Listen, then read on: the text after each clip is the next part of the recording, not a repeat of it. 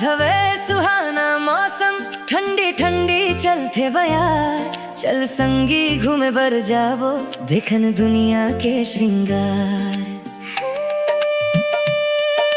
मोर मन घलो कहीं थे संगी, तोर संग दूर कहीं जावा। माया के रंग मा रंग जावा, सपना के दुनिया बसावा।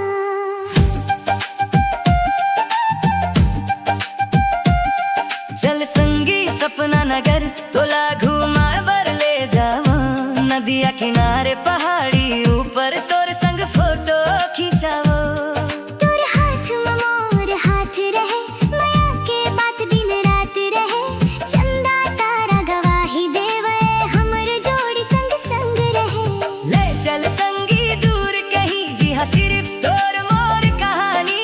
फूल बगीचा ठंडी हवा, सुनबो मिलके माया के बानी। झूमे मनवा गावे दिलवा, तोर संग लागे सब रंगीला। हर रास्ता अब सुंदर लागे, तोर माया कर दे है नशीला। चल संगी दुनिया लाज भुला देबो। माया के गाड़ी में बैठ के, सपना के सफर बना लेबो।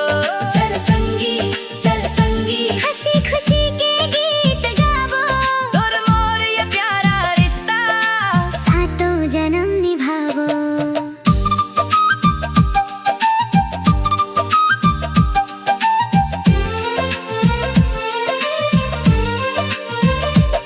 जंगल जंगल घूमत जाबो, कोयल के गीत सुनबो। बरगद के छैहा बैठ के माया के कहानी बुनबो। सूरज डूबत देखन जाबो, संग में हाथ पकड़ के।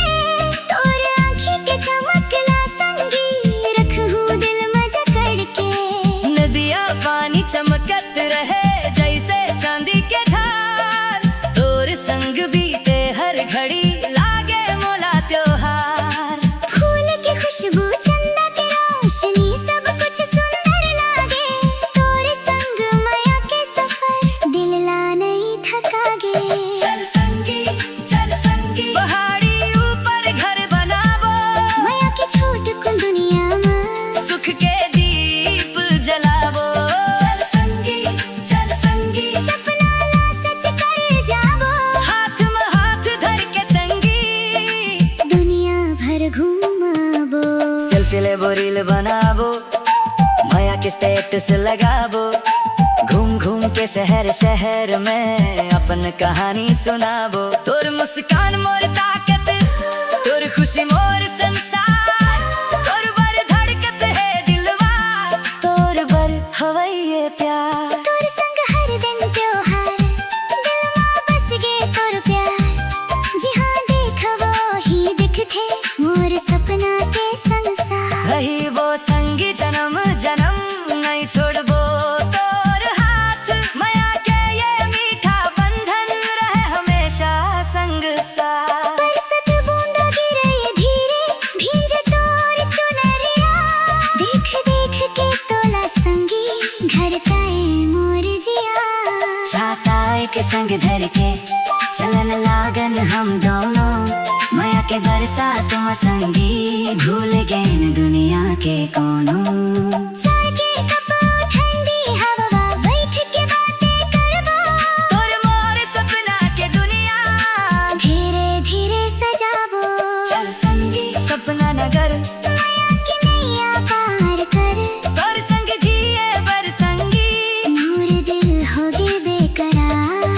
चल संगी सपना नगर। खुशी के फूल बिखेरे, तोर संग हर मौसम लागे, स्वर्ग ले घलो सुंदर। चल संगी सपना के सफर बनाबो। तोर मोर माया के कहानी, दुनिया भर गुनगुनाबो। तोर संग चलत चलत संगी, जीवन सुघर होगे।